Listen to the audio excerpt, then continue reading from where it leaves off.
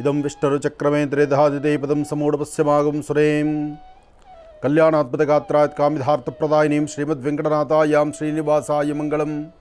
ವೆಂಕಟೇಶೋ ವಾಸುದೇವೋ ಪ್ರದ್ಯುಮ್ನೋ ವಿಕ್ರಮಃ ಸಂಕರ್ಷಣನಿರುದ್ಧಶ್ಚ ಶೇಷಾದ್ರಿಪತ್ರೇವ ಚ. ಓಂ ನಮೋ ನಾರಾಯಣಾಯ, ಓಂ ನಮೋ ನಾರಾಯಣಾಯ, ಓಂ ನಮೋ ನಾರಾಯಣಾಯ. ಮಹಾವಿಷ್ಣುವಿನ ಪ್ರಾರ್ಥನೆ ಮಾಡ್ತಾ ವಿಷ್ಣುವಿನ ಅರ್ಧಾಂಗಿಯಾದಂಥ ತಾಯಿ ಮಹಾಲಕ್ಷ್ಮಿಯನ್ನು ಸಹಿತ ಪ್ರಾರ್ಥನೆ ಮಾಡೋಣ. ಸರ್ವರಿಗೂ ಸಕಲರಿಗೂ ಸಹಿತ ಸನ್ಮಂಗಳ ಉಂಟಾಗಲಿ. ಮಹರ್ಷಿವಾಣಿ ಕಾರ್ಯಕ್ರಮದ ಸಮಸ್ತ ವೀಕ್ಷಕ ಬಂಧುಗಳಿಗೂ ಬೆಳಗಿನ ಶುಭೋದಯಗಳು. ಒಳ್ಳೆಯದಾಗಲಿ, ಶುಭವಾಗಲಿ. ಹಾಕುವ ಪ್ರತಿ ಹೆಜ್ಜೆ ಅತ್ಯುತ್ತಮವಾದಂಥ ರೀತಿ ಸುಖ, ಸಂತೋಷ, ನೆಮ್ಮದಿಯಿಂದ ಪ್ರತಿಯೊಬ್ಬರ ಕುಟುಂಬದಲ್ಲೂ ಸಹಿತ ಒಂದು ಬಾಂಧವ್ಯ, ಬಂಧುತ್ವ ಎಂಬತಕ್ಕಂಥದ್ದು ತುಂಬಿದೊಳುಕಲಿ. ಭಗವಂತನ ಪ್ರಾರ್ಥನೆ ಬಹಳ ಮುಖ್ಯವಾಗಿರ್ತಕ್ಕಂಥದ್ದು. ಜನ್ಮ ನಕ್ಷತ್ರಚಾರ ಪ್ರಕಾರ ಇರ್ತಕ್ಕಂತಹ ದೋಷಗಳಾಗಲಿ ಅಥವಾ ಗ್ರಹಸ್ಥಿತಿಗಳಲ್ಲಿ ಬರ್ತಕ್ಕಂಥ ದೋಷಗಳಾಗಲಿ ಯಾವುದಕ್ಕೆ ಆದರೂ ಅದು ದೈವವನ್ನೇ ನಾವು ಪ್ರಾರ್ಥನೆ ಮಾಡಬೇಕು. ಅಂತಹ ದೇವರುಗಳ ಪ್ರಾರ್ಥನೆ ಮಾಡಿದಾಗ ಶೀಘ್ರವಾಗಿ ಫಲವನ್ನು ಕಂಡುಕೊಳ್ಬಹುದು. ಸರ್ವಮಂಗಳ ಮಾಂಗಲ್ಯೆ ಶಿವೇ ಸರ್ವಾರ್ಥ ಸಾಧಿಕೆ ಶರಣ್ಯೆ ತ್ರಂಬಕೆ ಗೌರಿ ನಾರಾಯಣಿ ನಮೋಸ್ತುತೆ. ಯಾ ದೇವಿ ಸರ್ವಭೂತೇಷು ಮಾತೃರೂಪೇಣ ಸಂಸ್ಥಿತ ನಮಸ್ತಸ್ಸೈ ನಮಸ್ತಸ್ಸೈ ನಮಸ್ತಸ್ಸೈ ನಮೋ ನಮಃ. ಭಗವತಿ ಶ್ರೀ ಮಹಾಲಕ್ಷ್ಮೀರ್ದೇವತಾಭ್ಯೋ ನಮಃ. ಹರಿಂಕಾರಾಸರಗರ್ಭಿದಾಂ ನಲಸಿಕಾಂ ಸೋಂ ಕ್ಲೀಂ ಕಳಾಂ ಬಿಭ್ರತೀಂ ಸವರ್ಣಾಂ ವರದಾರಣೀಂ ಚ ವೃಸದಾಂ ದೌತಾಂ ತಣಿತ್ರೋಜ್ವಲಾಂ ಒಂದೇ ಪೃಷ್ಠಕಪಾಸಮಂಕುಶಿಧರಾಂ ಸೃಗ್ಭೂಷಿತಾಮುಜ್ವಲಾಂ ತ್ವಾಂ ಗೌರೀಂ ತ್ರಿಪುರಾಂ ಫರಾತ್ವರಕಳಾಂ ಶ್ರೀಚಕ್ರ ಸಂಚಾರಿಣಿ ಅಂಬಾ ಲಲಿತಾಂ ಬಾಲಾತ್ ತ್ರಿಪುರ ಸುಂದರಿ. ಭಗವತಿಯನ್ನು ಪ್ರಾರ್ಥನೆ ಮಾಡ್ತಾ ಸರ್ವರಿಗೂ ಸಕಲರಿಗೂ ಸಹಿತ ಭಗವತಿಯ ಅನುಗ್ರಹ ಉಂಟಾಗಲಿ. ಸರ್ವಮಂಗಳೆಯ ಅನುಗ್ರಹ ಇದ್ದರೆ ತಾನು ಮಾಡುವಂತಹ ಕಾಯಕದಲ್ಲಿ ಬರ್ತಕ್ಕಂತಹ ಗ್ರಹಗಳ ದೋಷವಿದ್ದರೂ ಅಥವಾ ತಂತ್ರ ಮಂತ್ರ ಯಂತ್ರದ ದೋಷವಿದ್ದರೂ ಯಾವುದೇ ತರಹ ದೋಷಗಳಿಗಾದರೂ ಒಂದು ಪರಿಹಾರ ಅಂದರೆ ಕಲಿಯುಗದಲ್ಲಿ ನಾವು ನಿತ್ಯ ಅನುಷ್ಠಾನ, ದೇವತಾರಾಧನೆ, ದೇವತಾ ಪ್ರಾರ್ಥನೆ ಜೊತೆಗೆ ನಂಬಿಕೆ ಎಂಬತಕ್ಕಂಥದ್ದು ಬಹಳ ಮುಖ್ಯ. ಯಾವುದನ್ನಾದರೂ ನಂಬಿಕೆ ಬೇಕು, ನಂಬಬೇಕು. ಆಗೋದಿಲ್ಲ ಎಂಬತಕ್ಕಂಥದ್ದಿಲ್ಲ. ಒಂದು ಸುಂದರವಾಗಿ ಅರಳಬೇಕಾಗಿರ್ತಕ್ಕಂಥ ಹೂವು ಅದು ಮೊಗ್ಗಾಗೇ ಉರುಳ್ತಾ ಇದೆ ಅಂದರೆ ಆ ಮೊಗ್ಗಾಗಿ ಯಾಕೆ ಉರುಳುತ್ತೆ ಎಂಬತಕ್ಕಂಥದ್ದನ್ನು ತಿಳಿದು ಅದಕ್ಕೆ ಔಷಧಿ ಹಾಕ್ತೀವಿ.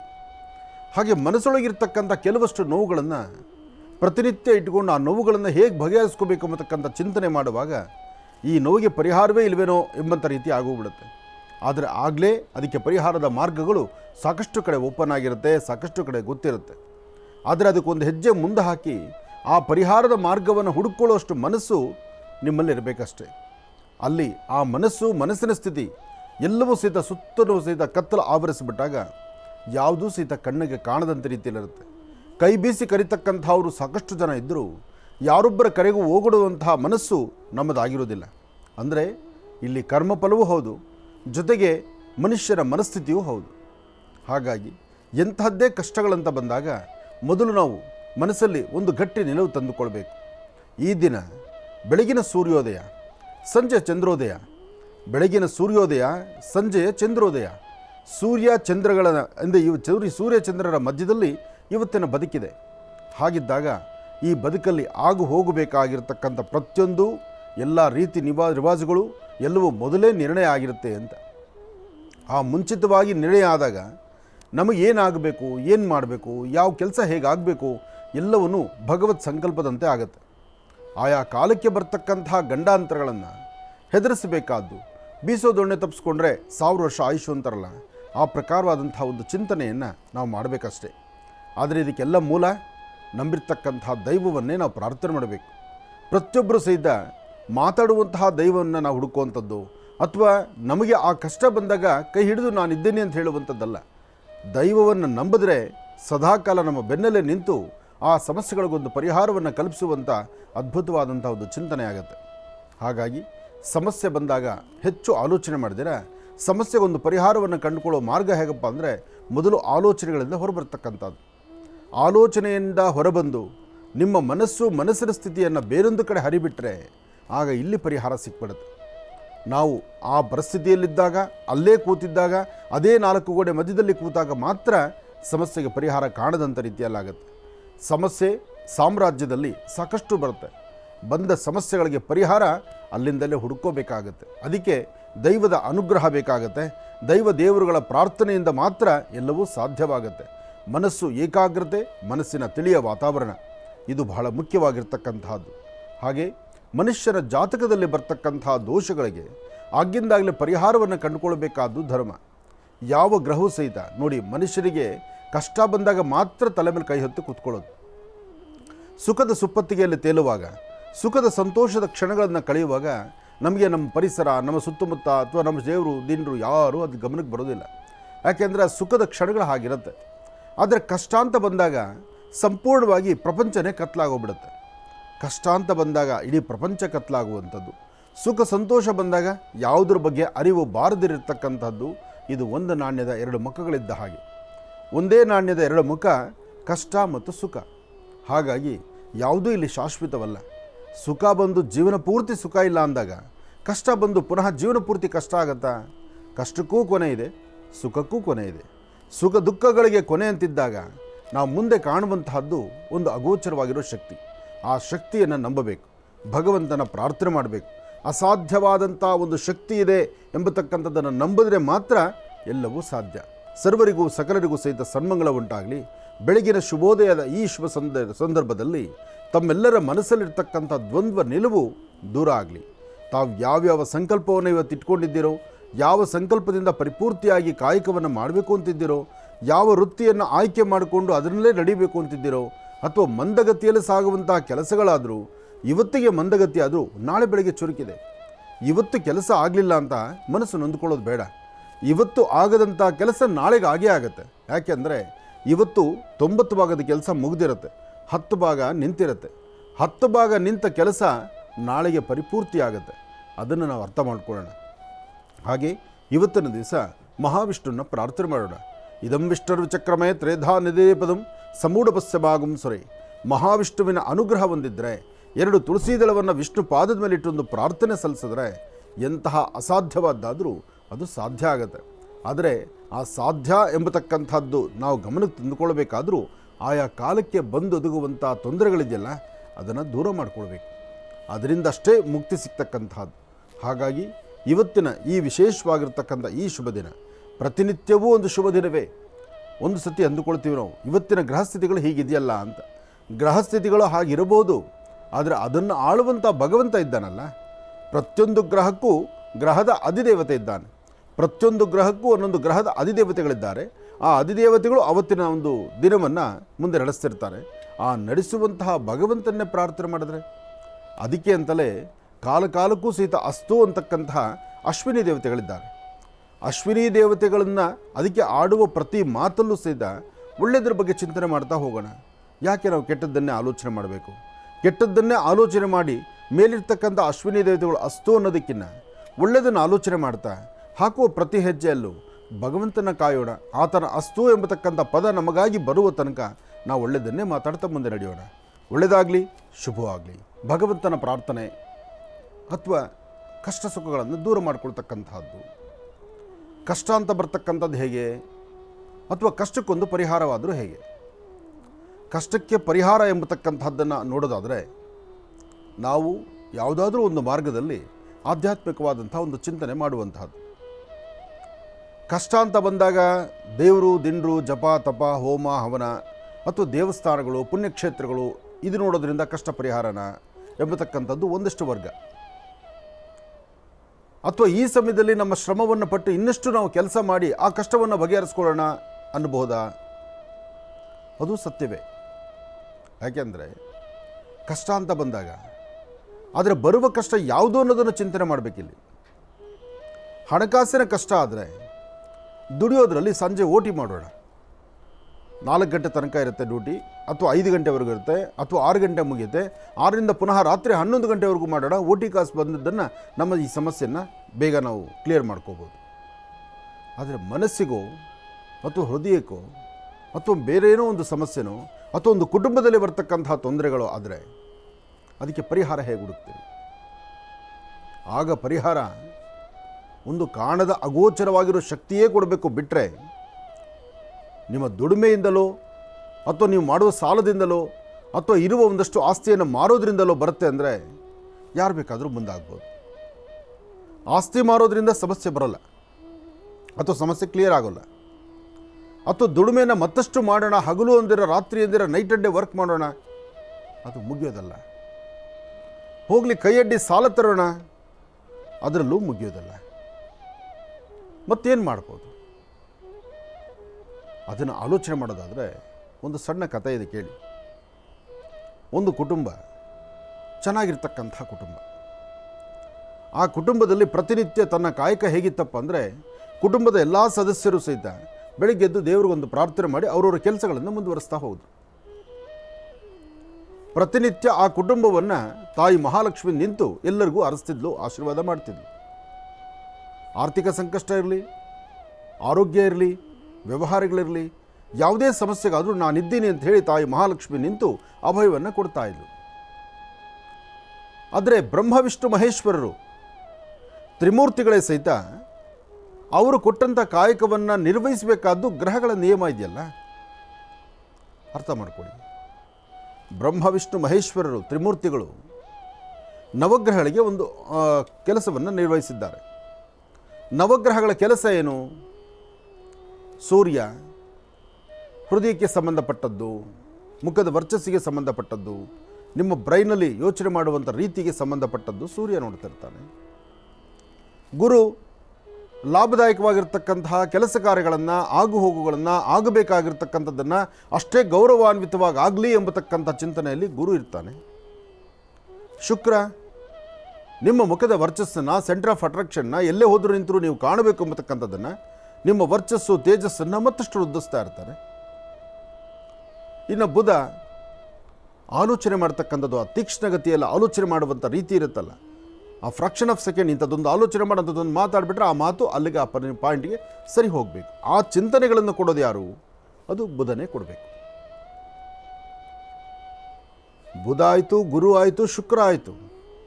ಇನ್ನು ಚಂದ್ರ ಪ್ರತಿನಿತ್ಯದ ತುಂಬ ಸಮಸ್ಯೆಗಳನ್ನು ಹೊತ್ತಾಗ ಒಂದಿಷ್ಟು ಮನಸ್ಸಿಗೆ ಶಾಂತಿ ಬೇಕಲ್ಲ, ನೆಮ್ಮದಿ ಬೇಕಲ್ಲ. ಆ ಮನಸ್ಸನ್ನು ಪ್ರಶಾಂತತೆ ತರ್ತಕ್ಕಂಥವು, ನಾನಿದ್ದೀನಿ ನಿನ್ನ ಜೊತೆ ಎಂಬತಕ್ಕಂಥ ಮಾತೃಕಾರಕದ ಮನಸ್ಸನ್ನು ಚಂದ್ರ ಕೊಡ್ತಾನೆ. ನೋಡಿ, ಯಾರ ಜಾತಕದಲ್ಲಿ ಚಂದ್ರ ಚೆನ್ನಾಗಿರ್ತಾನೋ ಅವರಿಗೆ ತಾಯಿಯ ಮನಸ್ಸು ಮತ್ತು ತಾಯಿಯಂತಹ ಗುಣ ಸುತ್ತಮುತ್ತ ಪರಿಸರದಲ್ಲಿರುತ್ತೆ. ಯಾರಾದರೂ ಒಬ್ಬರು ಅವ್ರ ತಲೆ ಸವರಿ ನಿನ್ನ ಕಷ್ಟ ಬೇಗ ಗುಣ ಆಗಲಿನಪ್ಪ, ನೀನು ಚೆನ್ನಾಗಿರ್ಬೇಕಪ್ಪ ಅಂತ ಹೇಳುವಂಥ ಮನಸ್ಸಾಗ್ತಾ ಇರುತ್ತೆ. ಇದಾದ ನಂತರ ಇನ್ನು ಶನಿ, ಚಂಚಲತೆ ಇದೆ, ತೀಕ್ಷ್ಣತೆ ಇದೆ, ಅನಾರೋಗ್ಯ ಇದೆ, ಮಾಡದಿರತಕ್ಕಂಥ ತಪ್ಪುಗಳು ಮೈಮೇಲೆ ಬರ್ತಿರುತ್ತೆ. ಆ ಮೂಗಿನ ತುದಿಯಲ್ಲಿರ್ತಕ್ಕಂಥ ಕೋಪ, ನಾನು ಏನು ಮಾಡ್ತೀನಿ ಅಂತಕ್ಕಂಥದ್ದು ಗೊತ್ತಿರೋದಿಲ್ಲ.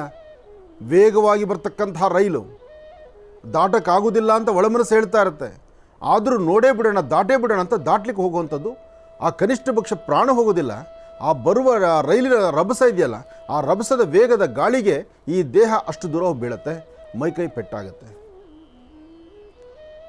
ನೀವು ಯಾವ ಜ್ಯೋತಿಷ್ಯರನ್ನಾರು ಕೇಳಿ, ಸಾಮಾನ್ಯ ಶನಿ ದೇಶದಲ್ಲಿ ಪ್ರಾಣ ಹೋಗಲ್ಲ. ಆದರೆ ಪ್ರಾಣ ಹೋದರೂ ಪರವಾಗಿಲ್ಲ, ಆದರೆ ಈ ನೋವು ಅನುಭವಿಸೋಕ್ಕಾಗೋದಿಲ್ಲ. ಇದು ಶನಿಯಿಂದ ಆಗ್ತಾ ಇರುತ್ತೆ.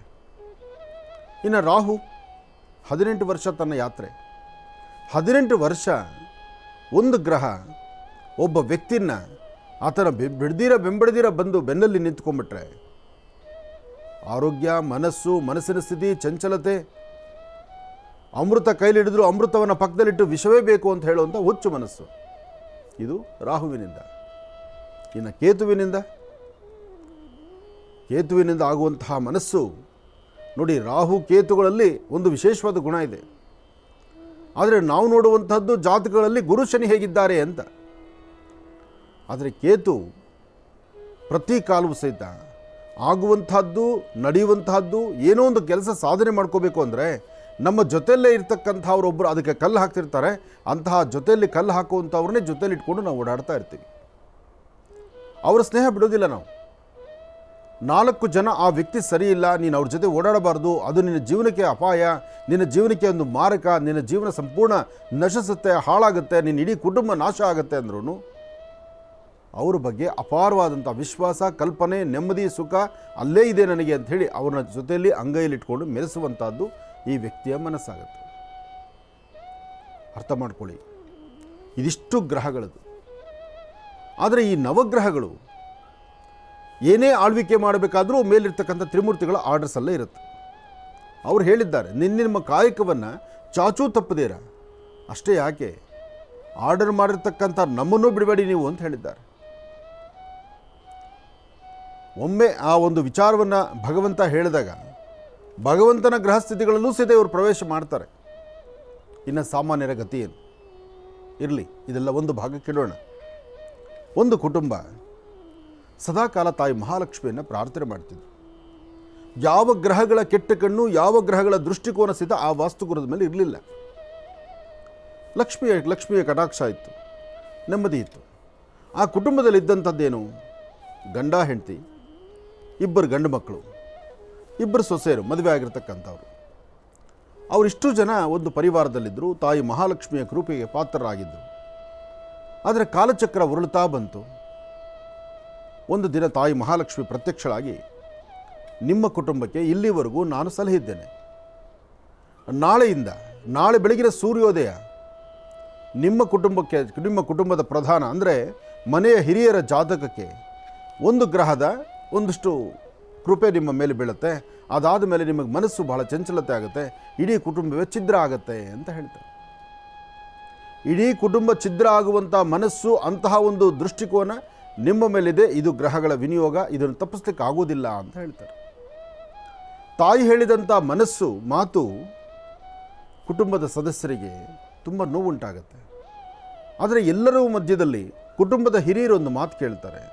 ತಾಯಿ ಮಹಾಲಕ್ಷ್ಮಿ ಕೇಳ್ತಾಳೆ, ಇಲ್ಲಿವರೆಗೂ ನನ್ನನ್ನು ನೀವು ಆರಾಧನೆ ಮಾಡಿದ್ರಿಂದ ನಿಮ್ಮನ್ನು ನಾನು ಸಲಹಿದ್ದೇನೆ, ಸಾಕಿದ್ದೇನೆ, ನಿಮಗೆ ಬೇಕು ಬೇಡಗಳನ್ನ ನೋಡಿದ್ದೇನೆ. ಆದರೂ ನಿಮ್ಮನ್ನು ಬಿಟ್ಟು ಹೋಗೋಕ್ಕೆ ನನಗಿಷ್ಟ ಇಲ್ಲ. ಅಷ್ಟು ಅಚ್ಚುಕಟ್ಟಾಗಿ ಪೂಜೆ ಜಪ ತಪಗಳು ಮಾಡಿದ್ದೀರಿ, ನನ್ನ ಮನಸ್ಸನ್ನು ನಾನು ವೆಚ್ಚಿಸಿದ್ದೀರಿ. ನಿಮಗೇನು ವರ ಬೇಕು ಕೇಳ್ಕೊಳ್ಳಿ, ನೀವು ಕೇಳಿದಂತಹ ವರವನ್ನು ನಾನು ಕೊಡ್ತೇನೆ. ನಿಮಗೆ ಸಿರಿ ಸಂಪತ್ತು ಬೇಕಾ, ಆರೋಗ್ಯ ಬೇಕಾ, ಅಥವಾ ಐಶ್ವರ್ಯ ಬೇಕಾ, ಅಥವಾ ನೀವೆಲ್ಲರೂ ಸಹಿತ ಒಟ್ಟು ಕುಟುಂಬದಲ್ಲಿರುವಂತಹದ್ದು ಬೇಕಾ? ಇದನ್ನು ಕೇಳಿ ಅಂದರೆ ಆ ಕುಟುಂಬದ ಹಿರಿಯರು ಒಬ್ಬರ ಮುಖ ಒಬ್ಬರು ನೋಡಿಕೊಂಡು ತಾಯಿ ಮಹಾಲಕ್ಷ್ಮಿಯನ್ನು ಭಕ್ತಿ ಶ್ರದ್ಧೆಗಳಿಂದ, ಅಮ್ಮ ಏನೇ ಸಮಸ್ಯೆ ಬರಲಿ ನಮ್ಮ ಕುಟುಂಬ ಒಂದಾಗಿರುವ ತರಹ ನಮಗೆ ಅನುಗ್ರಹಿಸಮ್ಮ ಅಂತ ಹೇಳ್ತಾರೆ. ಏನೇ ಸಮಸ್ಯೆ ಬರಲಿ ನಮ್ಮ ಕುಟುಂಬ ಅನ್ಯೋನ್ಯವಾಗಿರುವಂಗೆ ನೀನು ಅನುಗ್ರಹಿಸು ತಾಯಿ ಅಂತ ಹೇಳ್ತಾರೆ. ಆ ಕುಟುಂಬದ ಎಲ್ಲ ಸದಸ್ಯರು ಸಿದ್ಧ ಇದೇ ಮಾತನ್ನು ಒಬ್ಬರ ಮುಖ ಒಬ್ಬರು ನೋಡ್ಕೊಂಡು ಹೇಳುವಾಗ ತಾಯಿ ಮಹಾಲಕ್ಷ್ಮಿ ತಥಾಸ್ತು ಅಂತ ಹೇಳ್ತಾಳೆ. ಅಂದರೆ ಸಮಸ್ಯೆ 100 ಬಂದರೂ ತುಟುಕ್ ಪಿಟಿಕ್ ಅಂದಿರ ಆ ಇಡೀ ಕುಟುಂಬ ಅದನ್ನು ಆನಂದದಿಂದ ಸ್ವೀಕರಿಸುವಂಥದ್ದಾಗುತ್ತೆ. ಆನಂದದಿಂದ ಸ್ವೀಕರಿಸುವಂಥ ಆ ಸುಂದರ ಕ್ಷಣಗಳು ಗ್ರಹದ ಆಲೋಚನೆ ಹೇಗಾಗುತ್ತೆ? ಜೊತೆಗೆ ಆ ಕುಟುಂಬಕ್ಕೆ ಬಂದ ಸಲಹೆ, ಆ ಕುಟುಂಬಕ್ಕೆ ಬಂದ ಕಷ್ಟ, ಆ ಕುಟುಂಬದಿಂದ ಪಾರದಂಥ ವಿಚಾರ ಆದರೂ ಯಾವುದು? ಆದರೆ ಆ ಕುಟುಂಬದಲ್ಲಿ ಶನಿ ಪ್ರವೇಶ ಆಯಿತು.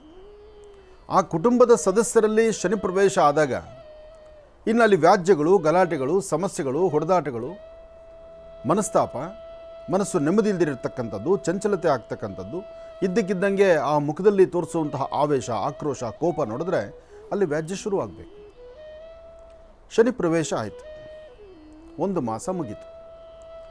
1 ಮಾಸ ಮುಗಿದ ನಂತರ ಶುರುವಾಯಿತು ಒಂದೊಂದೇ. ಆ ಶುರುವಾದಾಗ ಆ ಕುಟುಂಬದಲ್ಲಿ ಒಬ್ಬರಿಗೆ ಗ್ರಹಸ್ಥಿತಿಗಳ ವ್ಯತ್ಯಾಸ ಆದರೆ ಇಡೀ ಕುಟುಂಬವೇ ಕಲಹ ಶುರುವಾಗ್ಬಿಡುತ್ತೆ. ಯಾಕೆಂದರೆ ಅಲ್ಲಿ ಅದೇ ನಡೀಬೇಕಲ್ವ. ಭಗವಂತ ಯಾರ ಜಾತಕಕ್ಕೆ ಪ್ರವೇಶ ಮಾಡಿದ್ರೂ ಆ ಪರಿಸರದಲ್ಲಿ ಏನೋ ಒಂದಷ್ಟು ಕಲಹಗಳು ಶುರುವಾಗುತ್ತೆ. ಅಂತಹ ಕಲಹ ಶುರುವಾಗುವಂಥ ಕಾಲ ಎದುರಾದಾಗ ಮನೆಯಲ್ಲಿ ಅಡುಗೆ ಮಾಡ್ತಿರ್ತಾರೆ ಹೆಣ್ಣು ಮಕ್ಕಳು. ಅತ್ತೆ ಮಂಚದ ಮೇಲೆ ಕೂತ್ಕೊಂಡು ಬೇಳೆ ಕೂಗಿದೆ ಅಂದರೆ ಬೇಳೆ ಬೆಂದಾಗಿದೆ, ಬೆಂದಂತಹ ಬೇಳೆಗೆ ಒಂದಿಷ್ಟು ಹುಳಿ ಉಪ್ಪು ಖಾರ ಹಾಕಿ ಅದನ್ನು ಅಡುಗೆ ರೆಡಿ ಮಾಡಿ ಅಂತ ಅತ್ತೆ ಹೇಳ್ತಾರೆ. ಹೇಳಿದಂಥ ಮಾತನ್ನು ಆಲಿಸಿದ ಚಿಕ್ಕ ಸೊಸೆ ಹೋಗಿ ಉಪ್ಪು ಹಾಕಿ ಅದಕ್ಕೆ ಬೇಕಾಗಿರ್ತಕ್ಕಂತಹ ಉಪ್ಪು ಖಾರ ಹಾಕಿ ರೆಡಿ ಮಾಡಿ ಕುದೀಲಿಕ್ಕೆ ಬಿಟ್ಟು ಬರ್ತಾರೆ. ಆದರೆ ಹೊರಗಡೆಯಿಂದ ಬಂದಂತಹ ದೊಡ್ಡ ಸೊಸೆ ಅದರ ರುಚಿ ನೋಡಿದಿರ ಅದಕ್ಕೆ ಮತ್ತಷ್ಟು ಉಪ್ಪು ಹಾಕಿ ಖಾರ ಹಾಕೋದಿಲ್ಲ, ಯಾಕೆಂದರೆ ಆಲ್ರೆಡಿ ಬಣ್ಣ ಬದಲಾಯಿತು, ಏನೋ ಉಪ್ಪು ಒಂದು ಹಾಕಬೇಕೇನಂತ ಉಪ್ಪು ಹಾಕಿ ಚೆನ್ನಾಗಿ ಕುದೀಲಿಕ್ಕೆ ಬಿಟ್ಟರು. ಮನೆಯಲ್ಲಿ ಮಾವ ಹೊರಗಡೆಯಿಂದ ಬಂದಾಯಿತು. ಮೊದಲು ಹಿಂದಿನಿಂದ ಒಂದು ಪದ್ಧತಿ ಇದೆ, ಮನೆಯಲ್ಲಿ ಯಾರು ದೊಡ್ಡವರು ಊಟ ಮಾಡಿದ್ರೆ ಅನಂತರ ಚಿಕ್ಕವ್ರಿಗೆ ಊಟ ಬಡಿಸೋದು ಒಂದು ಪದ್ಧತಿ ಹಿಂದಿತ್ತು. ಇವತ್ತು ಅವೆಲ್ಲ ಏನಿಲ್ಲ. ಇವತ್ತು ಭಿಕ್ಷುಕರ ಥರ ಕೈಯಲ್ಲಿ ತಟ್ಟೆಯಲ್ಲಿ ಹಾಕ್ಕೊಂಡು ಅವ್ರವ್ರಿಗೆ ಇಷ್ಟ ಬಂದಾಗ ಊಟ ಬಡಿಸ್ಕೊಂಡು ತಿಂದೋ ಅಂತ ಪರಿಸ್ಥಿತಿಗಳು ಇವತ್ತು ಬಂದುಬಿಟ್ಟಿದೆ. ಇರಲಿ, ಆದರೆ ಹಿಂದಿನ ಪದ್ಧತಿ ಮನೇಲಿ ಹಿರಿಯರು ಯಾರಿದ್ದರೋ ಅವ್ರು ಊಟ ಬಡಿಸಿ ಅವ್ರು ಊಟ ಆಗೋ ತನಕ, ಅವ್ರು ಕೈ ತೊಳೆಯುವ ತನಕ ಇನ್ನೊಬ್ಬರು ಕೂತು ಊಟ ಮಾಡ್ತಿರ್ಲಿಲ್ಲ. ಅದು ಗೌರವ. ಆ ಗೌರವ ಆ ಕುಟುಂಬದಲ್ಲಿತ್ತು. ಮಾವನಿಗೆ ಮೊದಲು ಅಡುಗೆ ಬಡಿಸಿದ್ರಲ್ಲ, ಇಬ್ಬರು ಸೊಸೆಯರು ಸೇರಿ ಉಪ್ಪು ಹಾಕಿದ್ರಲ್ಲ, ಆದರೂ ಆ ಕುಟುಂಬದಲ್ಲಿ ಏನೋ ಕೈ ಜಾರಿ ಇವತ್ತು ಉಪ್ಪು ಜಾಸ್ತಿ ಬಿದ್ದಿದೆ. ನಾನು ಯಾಕೆ ಇವ್ರನ್ನ ಮಾತಾಡಬೇಕು, ಇಂತಹ ಮಾತಾಡಿ ಅವ್ರ ಮನಸ್ಸಿಗೆ ನಾನು ಯಾಕೆ ನೋಯಿಸಬೇಕು ಅಂಥೇಳಿ ಎಷ್ಟು ಬೇಕೋ ಅಷ್ಟನ್ನು ಬಲವಂತವಾಗಿ 4 ತುತ್ತು ತಿಂದು ಆತ ಕೈ ತೊಳೆದು ಎದ್ದೇಳ್ತಾನೆ. ಆತ ತಿಂದಾದ ಮೇಲೆ ಇನ್ನು ಆತನ ಧರ್ಮಪತ್ನಿ ಆಕೆ ಕೂತ್ಕೊಳ್ತಾರೆ. ಅವರು ಅದನ್ನು ಊಟ ಮಾಡ್ತಾರೆ. ನಮ್ಮ ಯಜಮಾನ್ರೆ ಹಂಗೆ ಸೈಲೆಂಟಾಗಿ ಊಟ ಮಾಡ್ಕೊಂಡು ಹೋದ್ರು. ಸೊಸೆರ ಮೇಲೋ ಮನೇಲೊಂದು ಜಗಳ ಕದನ ಯಾಕೆ ಬೇಕು? ಆ ಒಂದು ಮನಸ್ಸಲ್ಲಿಟ್ಕೊಂಡು ಅತ್ತೆ ಸಹಿತ ಉಪ್ಪು ಜಾಸ್ತಿ ಆಗಿರ್ತಕ್ಕಂಥ ಸಾಂಬಾರೋ ಹುಳಿನೋ ಅದನ್ನು ಲಕ್ಷಣವಾಗಿ ಹೊಟ್ಟೆ ತುಂಬ ತಿಂದು ಅವರು ಜಾಗ ಖಾಲಿ ಮಾಡಿದ್ರು. ಅದಾದಮೇಲೆ ದೊಡ್ಡ ಮಗ, 2ನೇ ಮಗ, ಅವರಿಬ್ಬರು ಅಣ್ಣ ತಮ್ಮಂದರು ಕೂತ್ಕೊಳ್ತಾರೆ. ಅಣ್ಣ ತಮ್ಮಂದಿರಿಬ್ಬರು ಜೊತೇಲಿ ಕೂತು ಊಟ ಮಾಡುವಾಗ ಒಬ್ಬರು ಮುಖ ಒಬ್ಬರು ನೋಡ್ತಾರೆ, ಬಿಟ್ಟರೆ ಉಪ್ಪು ಜಾಸ್ತಿ ಅಂತ ಬಾಯಿ ಬಿಟ್ಟು ಮಾತಾಡೋದಿಲ್ಲ. ಅರ್ಥ ಮಾಡ್ಕೊಳ್ಳಿ, ಉಪ್ಪು ಜಾಸ್ತಿ ಅಂತ ಇಬ್ಬರು ಗಂಡು ಮಕ್ಕಳು ಊಟ ಮಾಡಬೇಕಾದ್ರೆ ಹೇಳೋದಿಲ್ಲ. ಯಾಕೆ ಅಂದರೆ ಇವತ್ತು ಅಡುಗೆ ಮಾಡಿರ್ತಕ್ಕಂಥದ್ದು ಅತ್ತಿಗೆ ಮಾಡಿದ್ದಾಳೋ ಅಥವಾ ನಾದಿನಿ ಮಾಡಿದ್ದಾಳೋ, ಅಲ್ಲಿ ಇಬ್ಬರನ್ನೇ ನನ್ನ ಹೆಂಡತಿ ಅಡುಗೆ ಮಾಡಿದ್ದಾಳೋ ನಿನ್ನ ಹೆಂಡತಿ ಅಡುಗೆ ಮಾಡಿದ್ದಾಳೋ ಎಂಬತಕ್ಕಂಥ ಚಿಂತನೆ ಅವರಿಬ್ಬರು ಮುಖದಲ್ಲಿ ನೋಡಿಕೊಂಡ್ರು. ಏನೋ ಒಂದು ದಿವಸ ಹೆಚ್ಚು ಕಮ್ಮಿ ಆಗಿದೆ ಬಿಡು, ಯಾಕೆ ನಾನು ಇದ್ರ ಮಾತಾಡಿ ರೌದ್ರ ಪಡಿಸ್ಬೇಕು ಎಂಬತಕ್ಕಂಥ ಚಿಂತನೆ ಅಲ್ಲೂ ಪ್ರಾರಂಭ ಆಯಿತು. ಯಾಕೆ ರೌದ್ರ ಪಡಿಸೋಕ್ಕಾಗ್ತಾ ಇಲ್ಲ, ಅದನ್ನು ತಾಯಿ ಮಹಾಲಕ್ಷ್ಮಿ ಆ ಕುಟುಂಬಕ್ಕೆ ಒಗ್ಗಟ್ಟಿನಲ್ಲಿರಲಿ, ಆ ಕುಟುಂಬಕ್ಕೆ ಒಂದು ಆರೋಗ್ಯಕರವಾದಂಥ ಚಿಂತನೆ ಇರಲಿ ಅಂತ ಅಲ್ಲಿ ಆಗಲೇ ಆಶೀರ್ವಾದ ಮಾಡಿದ್ದಾಳ ತಾಯಿ. ಒಂದನ್ನು ಅರ್ಥ ಮಾಡ್ಕೊಳ್ಳಿ, ಇಬ್ಬರು ಗಂಡು ಮಕ್ಕಳು ಅತ್ತೆ ಮಾವ ಇಷ್ಟು ಜನ ಊಟ ಮಾಡಿದ್ರು ಉಪ್ಪು ಜಾಸ್ತಿ ಅಂತ ಹೇಳಿಲ್ಲ. ಅದಾದ ಮೇಲೆ ಸೊಸೆಯರಿಬ್ಬರಿದ್ರಲ್ಲ, ಇಬ್ಬರು ಜೊತೆಯಲ್ಲಿ ಕೂತ್ಕೊಂಡು ಅವ್ರು ಊಟ ಮಾಡಿದ್ರು. ಇಬ್ಬರು ಸೊಸೆಯರು ಕೂತ್ಕೊಂಡು ಊಟ ಮಾಡುವಾಗಲೂ ಸಹಿತ ಅವರು ಒಬ್ಬರು ಮುಖ ಒಬ್ಬರು ನೋಡ್ಕೊಂಡ್ರು, ಬಿಟ್ಟರೆ ತುಟುಕ್ ಪಿಟಿಕ್ ಅನ್ನಲಿಲ್ಲ. ಯಾಕೆಂದರೆ ಮಾವ ಮಾತಾಡಲಿಲ್ಲ, ಅತ್ತೆ ಮಾತಾಡಲಿಲ್ಲ, ನಮ್ಮ ಯಜಮಾನರು ಮಾತಾಡಲಿಲ್ಲ. ಇನ್ನು ನಾನು ಮಾತಾಡಿ ಇನ್ನು ಇವ್ರ ಮನಸ್ಸು ಯಾಕೆ ನೋಯಿಸ್ಬೇಕು? ಯಾಕೆಂದ್ರೆ ಈಕೆ ಗೊತ್ತು ನಾನು ಹಾಕಿರೋ ಉಪ್ಪು ಜಾಸ್ತಿ ಆಗಿಬಿಟ್ಟಿದೆ, ಆಕೆ ಮನಸ್ಸಲ್ಲಿ ಏನು ನೋಡ್ಕೊಡ್ತಾಳೋ ಏನು ಮಾತಾಡ್ಕೊಳ್ತಾಳೋ ಅಂತ. ಆಕೆ ಅನ್ಕೊತಾಳೆ ನಾನು ಉಪ್ಪು ಜಾಸ್ತಿ ಹಾಕಿದ್ದೀನಿ, ಈಕೆ ಯೋಚನೆ ಮಾಡಿ ತಿಂತಾದಲ್ಲ. ಹಾಗೇನೆ ಇವಳಲ್ಲಿ ಎಂತಹ ಅದ್ಭುತವಾದ ಗುಣನಪ್ಪ, ನಮಗೆ ಜಗಳ ಬರೆಸ್ದಿರ ಒಬ್ರಿಗೊಬ್ಬರು ವೈರತ್ವ ಒಂದು ಏನೂ ಇಲ್ವಲ್ಲ, ನಾವು ಶಾಂತಿ ಇದ್ದಿದ್ದೀವಲ್ಲ ಅಂತ. ಇದೆಲ್ಲ ಆದಮೇಲೆ ಆ ಕುಟುಂಬಕ್ಕೆ ಪ್ರವೇಶ ಮಾಡಿದಂಥ ಶನಿ ಯೋಚನೆ ಮಾಡ್ತಾನೆ. ಈ ಕುಟುಂಬದಲ್ಲಿ ಕಲಹ ಉಂಟು ಮಾಡಿ, ಘರ್ಷಣೆ ಉಂಟು ಮಾಡಿ, ಆ ಕಿತ್ತಾಟ, ಆ ಒಂದು ಸಾಮಾನ್ಯಕ್ಕೆ ಶನಿ ಪ್ರವೇಶ ಆದರೆ ಇದೆಲ್ಲ ಬಂದೇ ಬರುತ್ತೆ. ಅಷ್ಟಿಲ್ದಿರ ರಾಜ ವಿಕ್ರಮಾರ್ಕ ರಾಜ್ಯವನ್ನು ಬಿಟ್ಟು ಕಾಡು ಸೇರಿ ಒಂದು ಗಾಣಿಗರ ಮನೆಯಲ್ಲಿ ಎಣ್ಣೆ ತೆಗೆಯುವಂತಹ ಒಂದು ಕುಟುಂಬದಲ್ಲಿ ಅಲ್ಲಿ ಕೆಲಸ ಮಾಡಿ 2 ಕಾಲುಗಳಿಲ್ದಿರ ಒಂದು ಮೂಲೆಯಲ್ಲಿ ಕೂತ್ಕೊಂಡು ಗೋಡೆ ಮೇಲಿರ್ತಕ್ಕಂಥ ಹಂಸಪಕ್ಷಿ ಬಂದು ಮುತ್ತಿನ ಹಾರವನ್ನು ತೆಗೆದುಕೊಂಡು ಹೋಗ್ತಕ್ಕಂಥದ್ದನ್ನು ಕಣ್ಣಲ್ಲಿ ಕಂಡರೂ ಸತ್ಯ ನಂಬುವಂಥದ್ದಲ್ವಲ್ಲ. ಇದೆಲ್ಲ ಶನಿ ಪ್ರಭಾವ. ಹಾಗೆ ಈ ಕುಟುಂಬಕ್ಕೂ ಸಹಿತ ಶನಿ ಪರೀಕ್ಷೆ ಮಾಡಿದಂಥದ್ದನ್ನು, ಲವಣ ಉಪ್ಪು ಜಾಸ್ತಿ ಆದರೆ, ಒಂದು ಕಲ್ಲು ಉಪ್ಪು ಜಾಸ್ತಿ ಆದರೂ ಊಟ ಮಾಡೋಕ್ಕಾಗಲ್ಲ. ಆದರೆ ಯಾರೊಬ್ಬರು ತುಟುಕ್ ಪಿಟಿಕ್ ಅನ್ನಲಿಲ್ಲ. ಅಲ್ಲಿ ತಾಯಿ ಮಹಾಲಕ್ಷ್ಮಿ ಅನುಗ್ರಹ ಆಯಿತು. ತಾಯಿ ಮಹಾಲಕ್ಷ್ಮಿಯನ್ನವರು ಸಿರಿ ಸಂಪತ್ತನ್ನು ಅಥವಾ ಬೇಕು ಬೇಡಗಳನ್ನು ಬೇರೇನೋ ಅಪೇಕ್ಷೆ ಪಟ್ಟಿದ್ದರೆ ಅದನ್ನೂ ತಥಾಸ್ತು ಅಂತಿದ್ಲು. ಆದರೆ ಆ ಕುಟುಂಬ ಅಪೇಕ್ಷೆ ಪಟ್ಟಿದ್ದೇನು ಗೊತ್ತಾ? ಏನೇ ಕಷ್ಟ ಬರಲಿ, ಎಂಥ ಕಷ್ಟ ಬಂದರೂ ನಮ್ಮ ಈ ಕುಟುಂಬ ಛಿದ್ರ ಆಗಬಾರ್ದು, ಈ ಕುಟುಂಬದಲ್ಲಿ ಅನ್ಯೋನ್ಯತೆ ಬರಬೇಕು, ವಿಷ ಕುಡಿದ್ರೂ ಒಟ್ಟಿಗೆ ಕುಡಿಬೇಕು, ಅಮೃತ ಬಂದರೂ ಹೊಟ್ಟೆ ತೊಗೊಳ್ಬೇಕು, ಇಂಥದ್ದನ್ನೇ ವರ ಕೊಡಮ್ಮ ಅಂತ ಆ ಕುಟುಂಬ ಕೇಳ್ಕೊಂಡಿತ್ತು.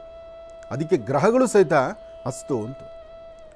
ಆಗ ಶನಿಶ್ಚರ ಯೋಚನೆ ಮಾಡಿ, ಈ ಕುಟುಂಬದಲ್ಲಿ ನನ್ನ ಕೆಲಸ ತುಂಬ ಕಡಿಮೆ ಇದೆ, ಈ ಕುಟುಂಬಕ್ಕೆ ನಾನು ಏನೂ ಮಾತಾಡಲಿಕ್ಕೆ ಆಗೋದಿಲ್ಲ, ಮಾಡಲಿಕ್ಕೆ ಆಗೋದಿಲ್ಲ, ಹಾಗಾಗಿ ಈ ಕುಟುಂಬಕ್ಕೆ ತಾಯಿ ಮಹಾಲಕ್ಷ್ಮಿ ಅನುಗ್ರಹ ಇರಲಿ, ಆ ತಾಯಿ ಕೊಟ್ಟ ಒಂದು ಆಶೀರ್ವಾದನೇ ಈ ಕುಟುಂಬ ಚೆನ್ನಾಗಿ ಕಾಪಾಡಲಿ ಅಂಥೇಳಿ ತಾನು ಸಹಿತ ಬಂದ ದಾರಿಗೆ ಹೊರಟೋಗ್ತಾನೆ. ಯಾಕೆ ಇವತ್ತು ನಾನು ಈ ಮಾತು ಹೇಳಿದೆ ಅಂದರೆ, ಯಾರೊಬ್ಬರ ಕುಟುಂಬದಲ್ಲಾದರೂ ಈ ಅನ್ಯೋನ್ಯತೆ ಅಂತಕ್ಕಂಥದ್ದು ಇಲ್ಲ ಅಂದರೆ, ಬಂಧುತ್ವ ಅನ್ನೋದಿಲ್ಲ ಅಂದರೆ, ಆ ಗಟ್ಟಿಯ ಮನಸ್ಸಿಲ್ಲ ಅಂದರೆ, ಒಬ್ಬರನ್ನ ಕಂಡ್ರೆ ಒಬ್ರಿಗೆ ಆಗದಿರೋ ಹುಚ್ಚುತನವಾಗಿ ಕುಣಿತಾ ಕೂತ್ಕೊಂಡ್ರೆ ಆ ಕುಟುಂಬ ಯಾವತ್ತೂ ಚೆನ್ನಾಗಿರಲ್ಲ. ಆ ಕುಟುಂಬದಲ್ಲಿ ಬಂದದ್ದೇನೇ ಬರಲಿ, ಎಲ್ಲರಲ್ಲೂ ಒಂದು ಬಂಧುತ್ವ ಇರಲಿ, ಎಲ್ಲರ ಮುಖದಲ್ಲಿ ಮಂದಹಾಸ ಇರಲಿ, ಒಬ್ಬರ ಮುಖ ಒಬ್ಬರು ನೋಡಿದಾಗ ನಗನಗ್ತಾ ಹೋಗೋದನ್ನು ಕಲೀಲಿ. ಅದನ್ನು ಬಿಟ್ಟು ಶತ್ರುತ್ವ ಮಾಡ್ಕೊಳ್ತಕ್ಕಂಥದ್ದು, ವೈರತ್ವ ಮಾಡ್ತಕ್ಕಂಥದ್ದು, ಆವೇಶಕ್ಕೊಳಗಾಗ್ತಕ್ಕಂಥದ್ದು, ರೌದ್ರ ಆಗ್ತಕ್ಕಂಥದ್ದು, ಇದೆಲ್ಲ ಆ ಕುಟುಂಬಕ್ಕೆ ಯಾವತ್ತೂ ಶೋಭೆ ತರತಕ್ಕಂಥದ್ದಲ್ಲ.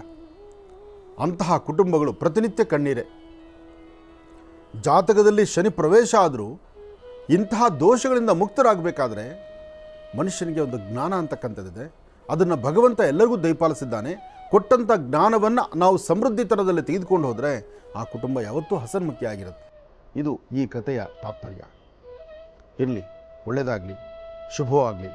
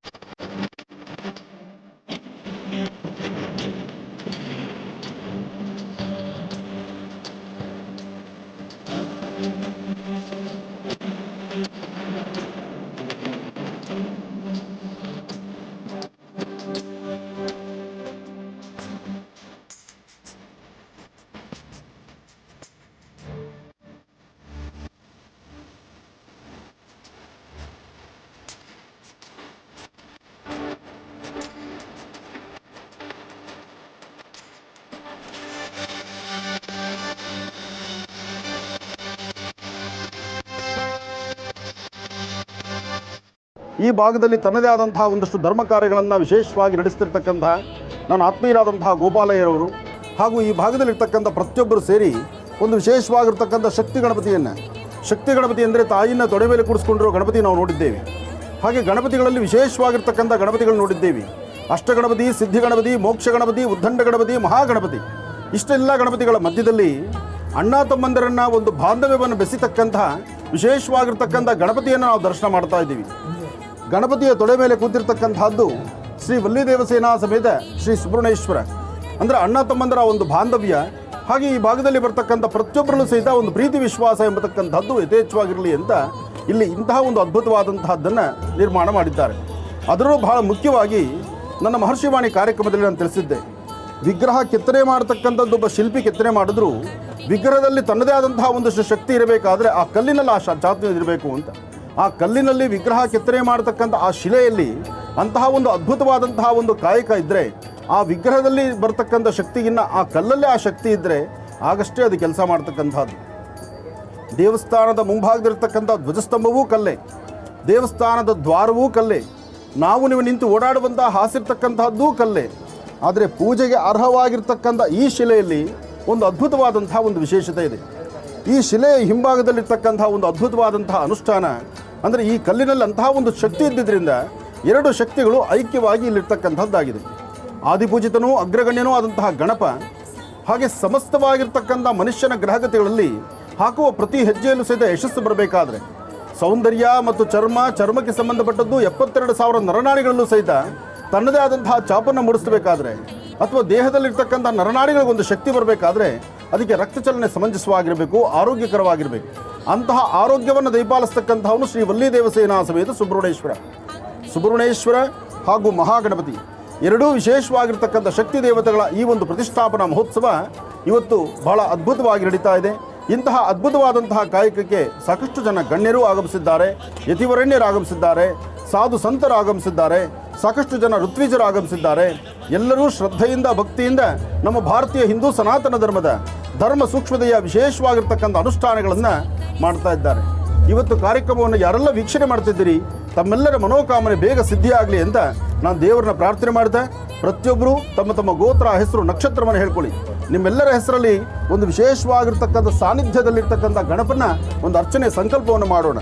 ಓಂ ಸುಮಕಾಯ ನಮಃ, ಓಂ ಏಕದಂತಾಯ ನಮಃ, ಓಂ ಕಪಿಲಾಯ ನಮಃ, ಓಂ ಗಜಕರ್ಣಿಕಾಯ ನಮಃ, ಓಂ ಲಂಬೋದರಾಯ ನಮಃ, ಓಂ ವಿಕಟಾಯ ನಮಃ, ಓಂ ವಿಘ್ನರಾಜಾಯ ನಮಃ, ಓಂ ಧೂಮ್ರಕೇತುಗೆ ನಮಃ, ಓಂ ಗಣಾಧ್ಯಕ್ಷಾಯ ನಮಃ, ಓಂ ಬಾಲಚಂದ್ರಾಯ ನಮಃ, ಓಂ ಕುಮಾರಗುರುವೇ ನಮಃ, ಓಂ ವಿಷಪುತ್ರಾಯ ನಮಃ, ಓಂ ಸ್ಕಂದಾಯ ನಮಃ, ಓಂ ಸ್ಕಂದಾಧ್ರಗಾಯ ನಮಃ, ಓಂ ದೇವಾಯ ನಮಃ, ಓಂ ತ್ರೈಮೂರ್ತೆ ನಮಃ, ಓಂ ಅನಂತರಪ್ರದಾತ್ರೇ ನಮಃ, ಆದಿಬುದ್ಧ್ಯಾಂತರಿತ ನಮಃ.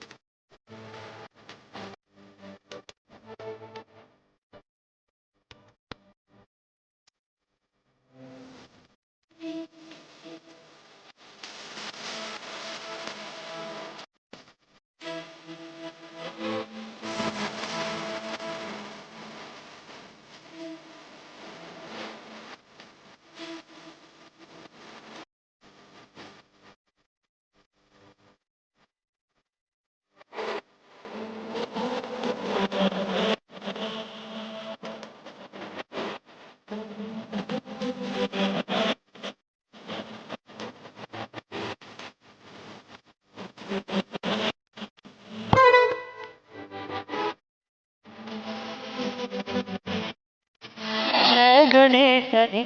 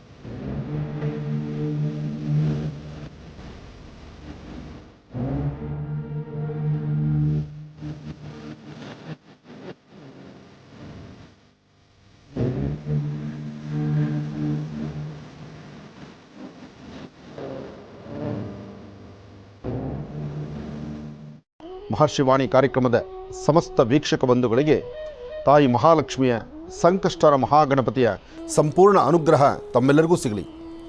ಆದಿಪೂಜಿತನೂ ಅಗ್ರಗಣ್ಯನೂ ಆದಂತಹ ಗಣಪನ ಅನುಷ್ಠಾನ ಈ ಶುಭ ಮುಹೂರ್ತದಂದು. ಅದಕ್ಕಾಗಿ ಇವತ್ತು ವಿಶೇಷವಾಗಿರ್ತಕ್ಕಂಥ ಗಣಪನ ಸಾನ್ನಿಧ್ಯದಲ್ಲಿ ನಡೆದಂಥ ಮಹಾಯಜ್ಞವನ್ನು ತಾವೆಲ್ಲರೂ ಸಹಿತ ಕಣ್ತುಂಬಿಸ್ಕೊಂಡ್ರಿ. ಗಣಪನ ಸಾನ್ನಿಧ್ಯದಲ್ಲಿ ಇವತ್ತು ಭಾಳ ವಿಶೇಷವಾಗಿ ನಡೆದಂಥ ಗಣಹೋಮದ ದೃಶ್ಯಗಳನ್ನು ಕಣ್ತುಂಬಿಸ್ಕೊಂಡಿರ್ತಕ್ಕಂಥ ತಮ್ಮೆಲ್ಲರಿಗೂ ಹಾಗೂ ಸಂಕಷ್ಟರ ಮಹಾಗಣಪತಿಯ ಈ ಶುಭ ಮುಹೂರ್ತದ ಈ ಶುಭ ದಿನ, ಶುಭ ಶುಕ್ರವಾರ, ವಿಶ್ವವಸು ನಾಮ ಸಂವತ್ಸರದ ಸಂಕಷ್ಟರ ಮಹಾಗಣಪತಿ ಶುಭ ಶುಕ್ರವಾರ, ಎಲ್ಲರಿಗೂ ಸಹಿತ ತಮ್ಮ ತಮ್ಮ ಮನೋಕಾಮನೆಗಳು ಸಿದ್ಧಿಯಾಗಲಿ ಎಂಬತಕ್ಕಂಥ ಚಿಂತನೆಯಿಂದ ಮಹರ್ಷಿವಾಣಿ ಕಾರ್ಯಕ್ರಮದ ಸಮಸ್ತ ವೀಕ್ಷಕ ಬಂಧುಗಳಿಗೂ ಬೆಳಗಿನ ಶುಭೋದಯಗಳನ್ನು ನಾನು ತಿಳಿಸ್ತಾ ಇದ್ದೇನೆ.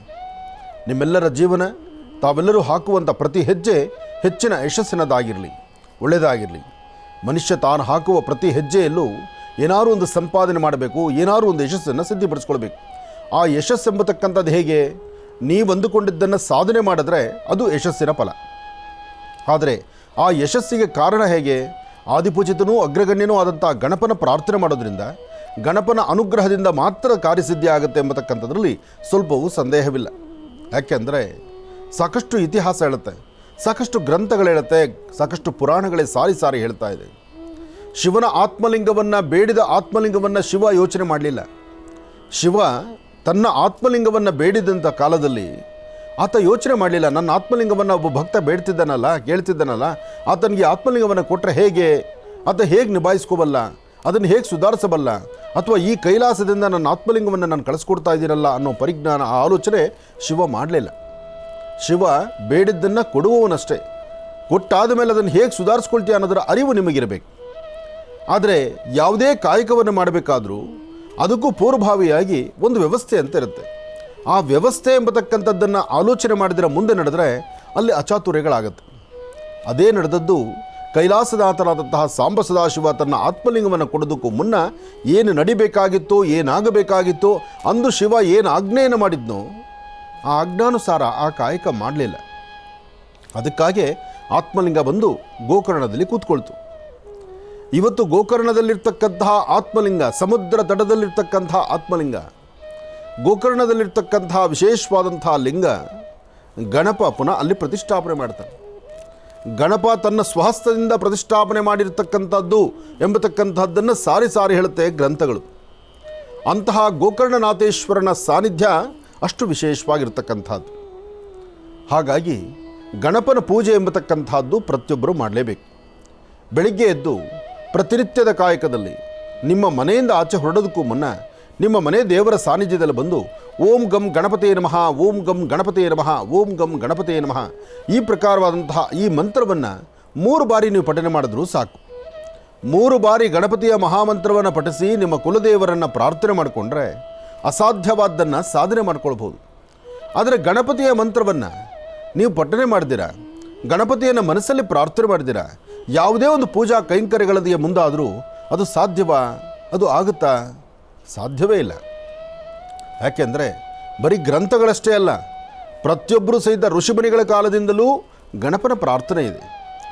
ಭಗವಂತನಾದಂತಹ ತ್ರಿಮೂರ್ತಿಗಳ ವರದಿಂದ ಬಂದಿರತಕ್ಕಂಥ ತ್ರಿಮೂರ್ತಿಗಳೇ ಅನುಗ್ರಹ ಕೊಟ್ಟಿರ್ತಕ್ಕಂಥದ್ದು ಗಣಪನಿಗೆ ಆದಿಪೂಜಿತ ಅಗ್ರಗಣ್ಯ ಅಂತ.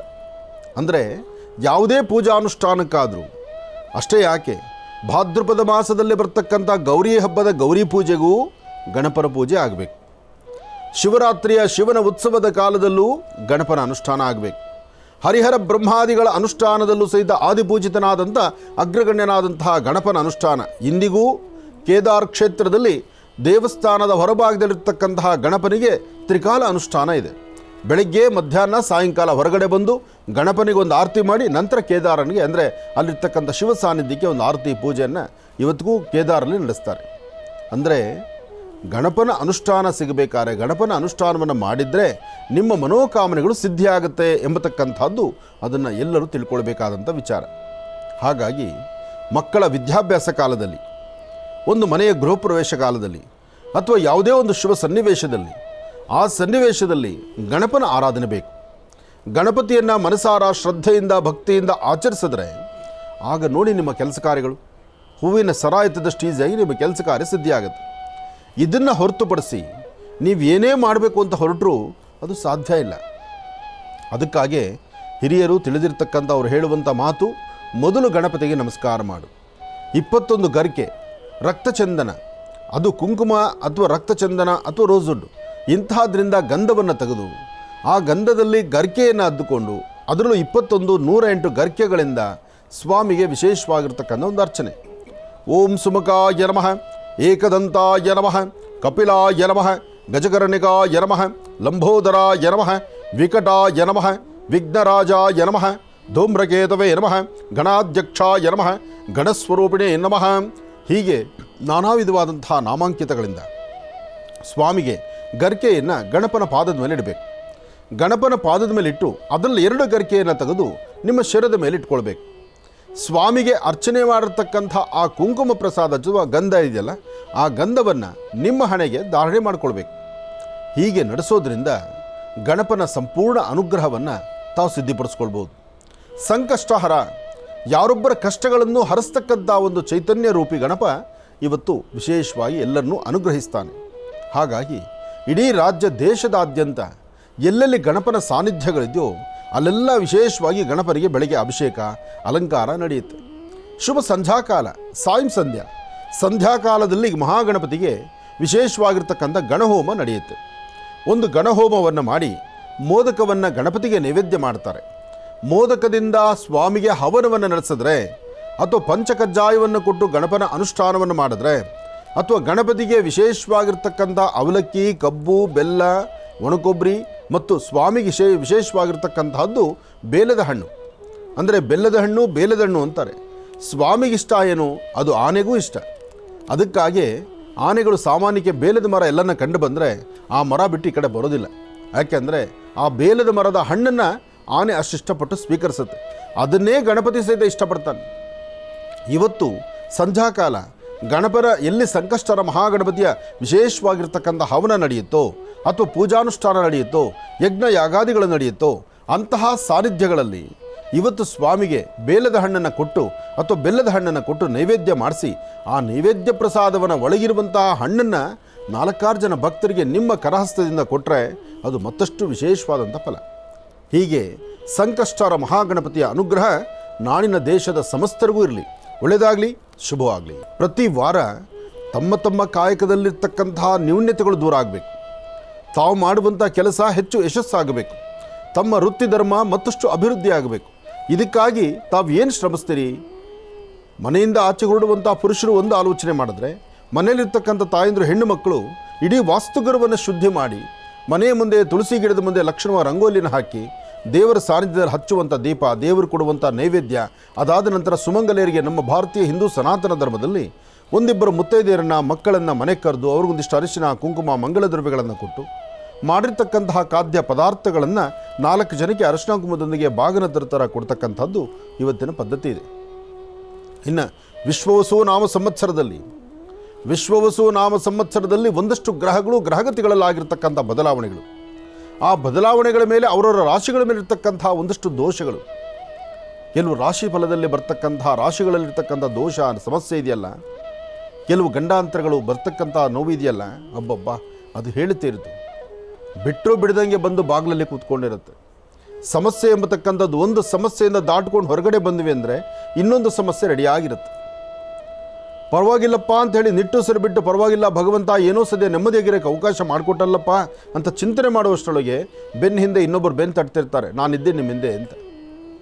ಅಂದರೆ ಕಷ್ಟ ಎಂಬತಕ್ಕಂಥದ್ದು, ಮನಸ್ಸಿಗೆ ನೋವು ಎಂಬತಕ್ಕಂಥದ್ದು ಅಥವಾ ಸಮಸ್ಯೆಗಳ ಸೆರೆಮಾಲೆ ಎಂಬತಕ್ಕಂಥದ್ದು ಗೊತ್ತಿಲ್ಲದಂಗೆ ಮೈಮೇಲೆ ಬಂದು ಬೀಳ್ತಾ ಇರುತ್ತೆ. ಇದು ಗ್ರಹ ದಶೆಯಲ್ಲಿ ಬರ್ತಕ್ಕಂಥ ದೋಷಗಳು. ಇಂತಹ ದೋಷಗಳು ದೂರ ಆಗಬೇಕಾದರೂ ಆದಿತ್ಯಾದಿ ನವಗ್ರಹಗಳನ್ನು ಪ್ರಾರ್ಥನೆ ಮಾಡಲೇಬೇಕು. ನವಗ್ರಹಗಳ ಪ್ರಾರ್ಥನೆ, ನವಗ್ರಹಗಳ ಅನುಗ್ರಹದಿಂದ ಮಾತ್ರ ಸಾಧ್ಯ ಒಬ್ಬ ಮನುಷ್ಯ ಸ್ವಲ್ಪ ನೆಮ್ಮದಿಯಾಗಿರಲಿಕ್ಕೆ. ಆದರೆ ನವಗ್ರಹ ಪ್ರಾರ್ಥನೆ ಬೇಕು ನಿಜ, ಆದರೆ ಯಾವ್ಯಾವ ರಾಶಿಗೆ ಯಾವ್ಯಾವ ಗ್ರಹಗಳ ದೃಷ್ಟಿಕೋನ ಇದೆ ಅದನ್ನು ತಿಳ್ಕೊಳ್ಬೇಕು. ಹಾಗೆ ನಿನ್ನೆಯಷ್ಟೇ ಗುರುವಿಗೆ ವಿಶೇಷವಾಗಿರ್ತಕ್ಕಂಥ ಒಂದು ಅನುಷ್ಠಾನವನ್ನು ಮಾಡಿದ್ವಿ. ಗುರುವಿಗೆ ನಡೆದಂತಹ ಗುರುಗ್ರಹಕ್ಕೆ ನಡೆದಂತಹ ಅನುಷ್ಠಾನ ನಿನ್ನೆ ಜಾತಕದಲ್ಲಿ ಯಾರೆಲ್ಲರಿಗೂ ಸಹಿತ ಅಂದರೆ 14-15 ಗುರು ಬದಲಾದ ನಂತರ ಒಂದಷ್ಟು ರಾಶಿಗಳಲ್ಲಿರ್ತಕ್ಕಂಥ ಲಾಭ ನಷ್ಟಗಳ ಬಗ್ಗೆ ಚಿಂತನೆ ಮಾಡೋದಾದರೆ ಸಮಸ್ಯೆ ಹೊತ್ತಿರ್ತಕ್ಕಂಥವ್ರಿಗೆ ಒಂದು ಪರಿಹಾರ ಬೇಕಲ್ಲ, ಆ ಪರಿಹಾರ ಮಾರ್ಗನ ಸಹಿತ ನಿನ್ನೆ ಚುಟುಕಾದಂಥ ರೀತಿ ನಾವು ತಿಳಿಸಿದ್ವಿ. ಆದರೆ ಗುರುನ ಒಲಿಸ್ಕೊಳ್ಬೇಕಾದ್ರೆ, ಗುರುವಿನ ಅನುಗ್ರಹ ಪಡಿಬೇಕಾದ್ರೆ ಪುಣ್ಯಕ್ಷೇತ್ರ, ತೀರ್ಥಕ್ಷೇತ್ರ, ದೇವತಾ ಮಂದಿರ ಅಥವಾ ದೇವರ ಸಾನ್ನಿಧ್ಯ, ದಾನ ಧರ್ಮ, ಜಪ ತಪ ಅನುಷ್ಠಾನ ಜೊತೆಗೆ ಧರಿಸುವಂಥ ವಸ್ತ್ರಗಳು ಎಲ್ಲವೂ ಕೌಂಟ್ ಆಗುತ್ತೆ. ಅದಕ್ಕೋಸ್ಕರನೇ ಗುರುಗಳ ಸಾನ್ನಿಧ್ಯಕ್ಕೆ ಬಂದು, ಅದರಲ್ಲೂ ಗುರು ಅಂತಕ್ಕಂಥ ಪದದಲ್ಲಿ ಇಂಥದ್ದೇ ಗುರು ಇಂಥವರೇ ಗುರು ಅಂತಲ್ಲ, ನಿಮ್ಮ ಧರ್ಮಕ್ಕೆ ಯಾವ ಗುರುಗಳನ್ನು ತಗೊಂಡ್ರೂ ಸರಿ, ಒಂದು ದಿನಕ್ಕೆ ಪಾಠ ಹೇಳಿರ್ತಕ್ಕಂಥವರು ಗುರುಗಳಾಗ್ತಾರೆ. ಅದರಿಂದ ಮಂತ್ರಾಲಯದ ಪ್ರಭುಗಳಾದಂತಹ ಗುರು ರಾಘವೇಂದ್ರ ಸ್ವಾಮಿಗಳವ್ರನ್ನು ಗುರುಗಳಂತ ಅವ್ರನ್ನೂ ಸಹಿತ ಪ್ರಾರ್ಥಿಸ್ಬೋದು. ಭಗವಾನ್ ಶಿರ್ಡಿ ಸದ್ಗುರು ಸಾಯಿನಾಥರನ್ನ ಪ್ರಾರ್ಥನೆ ಮಾಡ್ಬೋದು, ಗುರು ದತ್ತ ಮಹಾರಾಜರನ್ನ ಪ್ರಾರ್ಥನೆ ಮಾಡ್ಬೋದು. ಎಲ್ಲರನ್ನೂ ಸಹಿತ ಅಂದರೆ ಒಂದು ಅಗೋಚರವಾಗಿರುವ ಶಕ್ತಿ ಈ ಸೃಷ್ಟಿನಲ್ಲಿ ಅದ್ಭುತಗಳನ್ನು ಸೃಷ್ಟಿ ಮಾಡ್ತಿರ್ತಕ್ಕಂಥವ್ರು. ಇವತ್ತಿಗೂ ಗುರು ರಾಘವೇಂದ್ರ ಸ್ವಾಮಿಗಳನ್ನು ಮನಸ್ಸಲ್ಲಿ ಪ್ರಾರ್ಥನೆ ಮಾಡಿದ್ರೆ ಎಂತಹ ಅಸಾಧ್ಯವಾದ್ದಾದರೂ ಸಾಧನೆ ಆಗುತ್ತೆ. ಮಂತ್ರಾಲಯದ ಪ್ರಭುಗಳು ಮಂತ್ರಾಲಯದಲ್ಲಿ ಆ ಬೃಂದಾವನದಲ್ಲಿ ಕೂತು ಇವತ್ತಿಗೂ ಸಹಿತ ಬರ್ತಕ್ಕಂತಹ ಎಲ್ಲ ಭಕ್ತರನ್ನು ಹರಿಸಿ ಆಶೀರ್ವದಿಸಿದ್ದಾರೆ. ಹೀಗೆ ಗುರು ಪರಂಪರೆ ಎಂಬತಕ್ಕಂಥದ್ದು ಅಷ್ಟು ವಿಶೇಷ. ದೇವರನ್ನ ಒಲಿಸ್ಕೊಳ್ಳೋದು ಬಹಳ ಕಷ್ಟ, ಯಾಕೆಂದರೆ ದೇವ್ರನ್ನ ಒಲಿಸ್ಕೋಬೇಕಾದ್ರೆ ಅದರದೇ ಆದಂಥ ಅನುಷ್ಠಾನಗಳು ಭಾಳ. ಆದರೆ ಗುರುಗಳಿಗೆ ಒಮ್ಮೆ ಕೂತು ಧ್ಯಾನವನ್ನು ಮಾಡಿ, ಧ್ಯಾನಸಕ್ತರಾಗಿ ನೀವು ಗುರುಗಳನ್ನು ದೇವರನ್ನ ಪ್ರಾರ್ಥನೆ ಮಾಡಿದ್ರೆ ನಿಮ್ಮ ಹೃದಯದಲ್ಲಿ ಗುರುವಿನ ಅನುಗ್ರಹವಾಗಿ ನೀವು ಮಾಡುವಂಥ ಕೆಲಸ ಮತ್ತಷ್ಟು ಲಾಭದಾಯಕವಾದ ಆಗುತ್ತೆ. ಇನ್ನು ವಿಶೇಷವಾಗಿರ್ತಕ್ಕಂಥ ದಿ ಡಿವೈನ್ ಸ್ಟಾರ್ ಪೆಂಡೆಂಟ್ ಬಗ್ಗೆ ಈಗಾಗಲೇ ಸಾಕಷ್ಟು ಬಾರಿ ಹೇಳಿದ್ದೇನೆ. ನಾನು ಹೇಳೋದಲ್ಲ, ನಾನು ಎಲ್ಲೇ ಹೊರಗಡೆ ಹೊರಟರು ನನಗೇ ಜನ ಹೇಳ್ತಾರೆ, ದಿ ಡಿವೈನ್ ಸ್ಟಾರ್ ಪೆಂಡೆಂಟ್ ಗುರುಗಳೇ ನೀವು ಹೇಳಿದ್ರಲ್ಲ ಪೆಂಡೆಂಟು ನೋಡಿ ನಾವು ಧರಿಸಿದ್ದೀವಿ, ಏನಪ್ಪ ಇದರಿಂದ ನಿಮ್ಗೆ ಅನುಕೂಲ ಆಗ್ತಾ ಇದೆಯಾ? ಖಂಡಿತ ಅನುಕೂಲ ಆಗ್ತಾಯಿದೆ, ಮನಸ್ಸಿಗೆ ಶಾಂತಿ ಇದೆ, ನೆಮ್ಮದಿ ಇದೆ, ಏನೋ ಒಂದು ತರಹ ನಮಗೊಂದು ಆತ್ಮಸ್ಥೈರ್ಯ ಇದೆ, ನಾವು ಏನೇ ಕೆಲಸ ಮಾಡೋಕ್ಕೆ ಹೋದ್ರೂ ನಾವು ಮಾಡ್ತೀವಿ ಅನ್ನೋ ಹಠ, ಆ ಬಲ ನಮ್ಮನ್ನು ಕಾಡೋದು ನಮ್ಮಲ್ಲಿರುತ್ತೆ. ಎಲ್ಲಕ್ಕಿಂತ ಮುಖ್ಯವಾಗಿ ಮನೆಯಲ್ಲಿ ಸುಖ ಶಾಂತಿ ನೆಮ್ಮದಿ ಇದೆ ಮತ್ತು ಯಾವುದೇ ನೆಗೆಟಿವಿಟಿಗೆ ನಾವು ತಲೆ ಕೆಡಿಸ್ಕೋಬೇಕಾದಿಲ್ಲ. ಯಾರು ಏನಾದರೂ ಮಾಡಿ ಈ ಒಂದು ಡಿವೈನ್ ಸ್ಟಾರ್ ಪೆಂಡೆಂಟ್ ನಮ್ಮ ಮೇಲಿದ್ದರೆ ನಮಗೆ ಅದ್ಭುತವಾದಂಥ ಶಕ್ತಿ ಇರುತ್ತೆ ಅಂತ ಜನ ಹೇಳುವಾಗ ಅದರ ಆನಂದನೇ ಬೇರೆ. ನಾವು ಹೇಳಿ ಇಂಥದ್ದು ತೊಗೊಳ್ಳಿ ಇದರಿಂದ ನಿಮ್ಗೆ ಅನುಕೂಲ ಆಗುತ್ತೆ ಅನ್ನೋದು ಬೇರೆ. ಆದರೆ ನಮಗೆ ಹೇಳುವಂತಹ ಅಭಿಮಾನಿ ದೇವರುಗಳಿದ್ದಾರಲ್ಲ ಅವ್ರ ಮಾತು ಆಲಿಸೋದು ಅದು ಬಹಳ ಚೆನ್ನಾಗಿರುತ್ತೆ. ಹಾಗಾಗಿ ದಿ ಡಿವೈನ್ ಸ್ಟಾರ್ ಪೆಂಡೆಂಟ್ ಬಹಳ ಅದ್ಭುತವಾಗಿರ್ತಕ್ಕಂಥದ್ದು. ಧರಿಸಿ ಇರ್ತಕ್ಕಂಥ ಸಮಸ್ಯೆಗಳನ್ನು ಹೊಡೆದೋಡಿಸಿ, ಒಳ್ಳೆಯದಾಗಲಿ. ಇನ್ನು ಸದ್ಗುರು ಆಯುರ್ವೇದ, ಸದ್ಗುರುವಲ್ಲಿರ್ತಕ್ಕಂಥ ಶಾಂಪೂ ಮತ್ತು ಕಂಡೀಷನರ್, ಸದ್ಗುರು ಆಯುರ್ವೇದ ಶಾಂಪೂ ಮತ್ತು ಕಂಡೀಷನರ್ ಬಹಳ ಅದ್ಭುತವಾಗಿ ಕೆಲಸ ಮಾಡ್ತಾ ಇದೆ. ಆ ಕೆಲಸ ಬರೀ ತಲೆಗೆ ಮಾತ್ರ ಅಲ್ಲ, ಇಡೀ ದೇಹಕ್ಕೆ ಆಗಬೇಕದು. ಆ ದೇಹಕ್ಕಾಗಲಿಕ್ಕೆ ಇವರು ಬಂದು ಬ್ರ್ಯಾಂಡಲ್ಲಿ ಸಾಕಷ್ಟು ವಸ್ತುಗಳನ್ನು ತಯಾರು ಮಾಡ್ತಾ ಇದ್ದಾರೆ. ಆದ್ದರಿಂದ ಸದ್ಗುರು ಆಯುರ್ವೇದ ಅಂತ ಬರ್ತಿರ್ತಕ್ಕಂಥ ಈ ಒಂದು ಕಂಡೀಷನರ್ ಮತ್ತು ಶಾಂಪೂ ಇದು ಬಹಳ ಈಸಿಯಾಗಿ ಪ್ರತಿಯೊಬ್ಬರಿಗೂ ಕೈಗೆಟುಕುವಂಥ ದರದಲ್ಲಿ ಇರೋದರಿಂದ ಎಲ್ಲರೂ ತೊಗೊಳ್ಬೋದು. ಅದರಲ್ಲೂ ಇದು ಹಳ್ಳಿಯಲ್ಲಿ ವಿಶೇಷವಾಗಿರ್ತಕ್ಕಂಥ ಹಳ್ಳಿಗಳಲ್ಲಿರ್ತಕ್ಕಂತಹ ರೈತ ಬಾಂಧವರ ಕುಟುಂಬಕ್ಕೆ ಭಾಳ ಹತ್ತಿರದಲ್ಲಿದೆ. ಇದು ಒಳ್ಳೆಯದಾಗಲಿ, ಶುಭವಾಗಲಿ. ಸಂಕಷ್ಟಹರ ಮಹಾಗಣಪತಿಯ ಈ ಶುಭ ದಿನದಂದು ತಾವೆಲ್ಲರೂ ಗಣಪನ ಅನುಷ್ಠಾನವನ್ನು ದರ್ಶನ ಮಾಡ್ತಾ ಇದ್ದೀರಿ. ನಿಮ್ಮೆಲ್ಲರ ಮನೋಕಾಮನೆ ಸಿದ್ಧಿಯಾಗಲಿ. ನಿಮ್ಮೆಲ್ಲರ ಯಾರೆಲ್ಲ ಇವತ್ತಿನ ಈ ಕಾರ್ಯಕ್ರಮವನ್ನು ವೀಕ್ಷಣೆ ಮಾಡ್ತಿದ್ದೀರಿ, ನಿಮ್ಮ ಗೋತ್ರ, ಹೆಸರು, ನಕ್ಷತ್ರವನ್ನು ಹೇಳ್ಕೊಳ್ಳಿ. ಸಂಕಷ್ಟಹರ ಮಹಾಗಣಪತಿ ಸಾಧ್ಯವಾದರೆ ಇವತ್ತು ಸಂಧ್ಯಾಕಾಲ ನಿಮ್ಮ ಪ್ರಾಂತ್ಯದಲ್ಲಿರ್ತಕ್ಕಂಥ ಗಣಪನ ಸಾನ್ನಿಧ್ಯಕ್ಕೆ ಹೋಗಿ ಅಥವಾ ಬಿಳಿ ಎಕ್ಕದ ಗಿಡದ ಮುಂಭಾಗದಲ್ಲಿ ಶುದ್ಧಿ ಮಾಡಿ ಒಂದು ರಂಗೋಲಿ ಹಾಕಿ 2 ದೀಪವನ್ನು ಅಂಟಿಸಿ ಅಲ್ಲಿ ಗಣಪತಿಯನ್ನು ಪ್ರಾರ್ಥನೆ ಮಾಡಿ. ಹಾಗೆ ಇವತ್ತು ಸ್ವಾಮಿಗೆ ಕಡಲೆಕಾಳು, ತುಪ್ಪ, ಬೆಲ್ಲ, ಕಡಲೆಕಾಳನ್ನು ಈಗಲೇ ನೀರಲ್ಲಿ ನೆನೆಸ್ಬಿಡಿ. ಸಂಜೆ ನೆಂದಿರ್ತಕ್ಕಂಥ ಕಡಲೆಕಾಳಿಗೆ ಒಂಚೂರು ಬೆಲ್ಲ ಮತ್ತು ತುಪ್ಪವನ್ನು ಹಾಕಿ ಅದು ಗಣಪತಿಗೆ ನೈವೇದ್ಯ ಮಾಡಿ. ಅದು ಬಹಳ ವಿಶೇಷವಾದಂತಹ ನೈವೇದ್ಯ ಆಗುತ್ತೆ. ಆ ನೈವೇದ್ಯ ಪ್ರಸಾದವನ್ನು ನೀವು ಮತ್ತು ನಿಮ್ಮ ಸುತ್ತಮುತ್ತ ಪರಿಸರ ಎಲ್ಲರೂ ಸಹಿತ ಆ ಪ್ರಸಾದವನ್ನು ಸ್ವೀಕರಿಸುವಂಥದ್ದಾಗಲಿ. ಎಲ್ಲರಿಗೂ ಒಳ್ಳೆಯದಾಗಲಿ. ಓಂ ಗಣಾನಾನ್ತ್ವಾ ಗಣಪತಿಂ ಭವಾಮಹೇ ಕವಿಂ ಕವೀನಾನುಪಮಶ್ರಮಸ್ತಮಂ ಜ್ಯೇಷ್ಠರಾಜಂ ಬ್ರಹ್ಮಣಾಂ ಬ್ರಹ್ಮಣಸ್ಪದಾನ ಶೃಣ್ವನ್ನೋ ನಮಸ್ಸೇದ.